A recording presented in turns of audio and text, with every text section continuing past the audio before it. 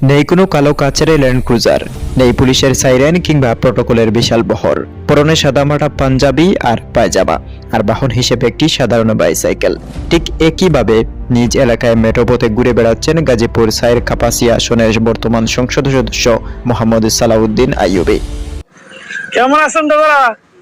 আমি দাঁড়িপাল্লার লোক এমপি।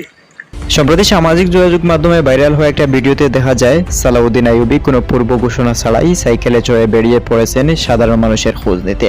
কাপাসিয়ার মানুষ যেন এক নতুন জনপ্রতিনিধির দেখা পেল, যিনি ক্ষমতার দাপটে ছেড়ে মিশে গেছেন মাটির সাথে। ভিডিওটি ছড়িয়ে পড়ার পর থেকেই প্রশংসায় ভাসছেন তিনি। নেটিজেনরা বলেছেন, জনপ্রতিনিধি মানেই তো জনগণের সেবক, ক্ষমতার দম্ভ নয়।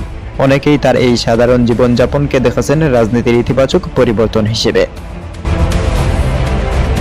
দেশের বর্তমান প্রেক্ষাপটে যখন অনেক নেতা প্রটোকল ছাড়া চলাই ভুলে গেছেন, সেখানে সালাউদ্দিন আইয়ুবীর মতো সাদামাটা জীবন যেন এক নতুন বার্তা দিচ্ছে।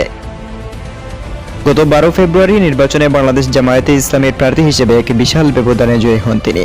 দীর্ঘ সময় পারিবারিক ও দলীয় আধিপত্য ভেঙে কাপাসিয়ার মানুষের আস্থা জিতে নেন এই নেতা।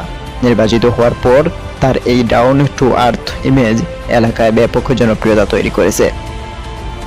সাধারণ মানুষের প্রত্যাশা শুধু ভিডিওতেই নয়, আগামী 5 বছর যেন এভাবেই মানুষের দুঃখে কষ্টের সঙ্গী হয়ে পাশে থাকেন সালাউদ্দিন আইয়ুবী। এটি কি কেবল চমক, না আগামীর নতুন ধারার রাজনীতি, তা সময়ই বলে দেবে। তবে আপাতত কাপাসিয়ার এই সাইকেল চালানো এমপি মন জয় করে নিয়েছেন সবার।